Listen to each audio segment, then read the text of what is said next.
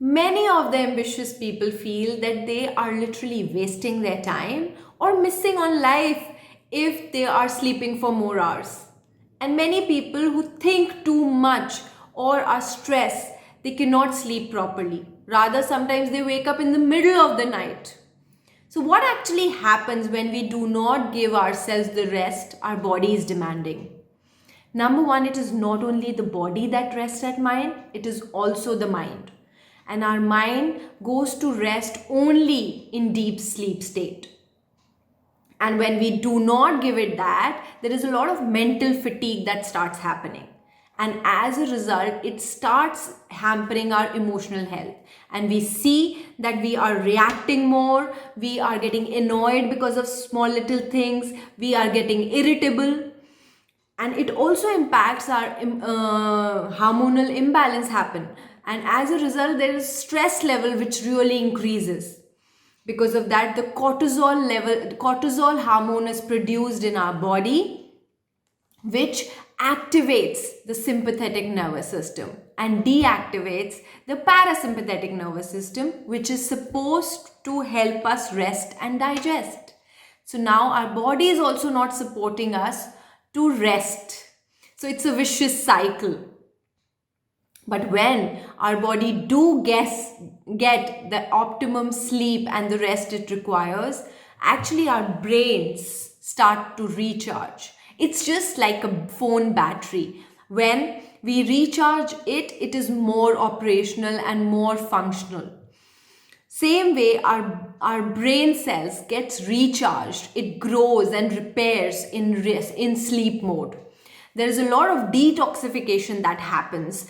All the toxins that are not required in our brain get released, because literally our brain shrinks to almost 60% when in sleep.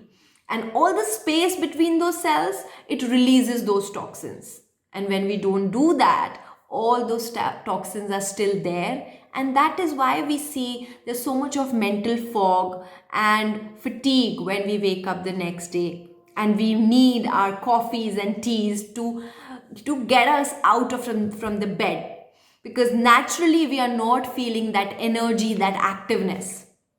So what can we do to get into a deep sleep mode to have a better life? So number one thing that's very critical in today's lifestyle is cutting off from your gadgets at least 45 minutes to 1 hour before going to bed, because the white and the blue light that radiates from our gadgets actually hits our brain cells and keeps them active and don't allow them to slow down, and that's why we cannot enter the deep sleep.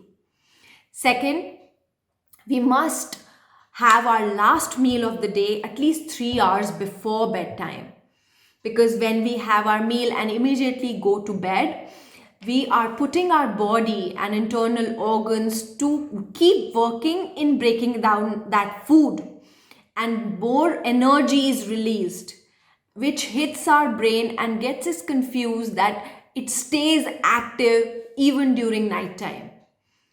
So, but when we sleep 3 hours before, all that food gets digested before our sleep.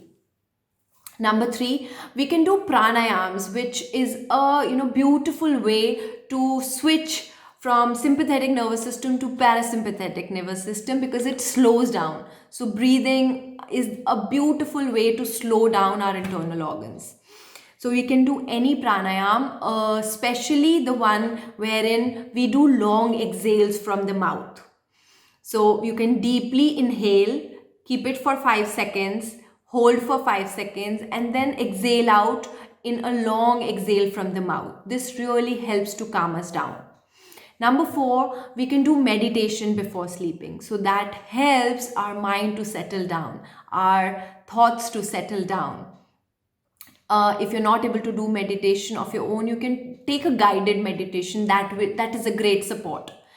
So doing such things which really calms our mind down will help us to take us into those deeper state of sleep, which will help us to rejuvenate and keep our energy levels high in the next day, keep us more active. It will also help us to focus more, concentrate more, generate new ideas, because now our body is rested as well as our mind is rested.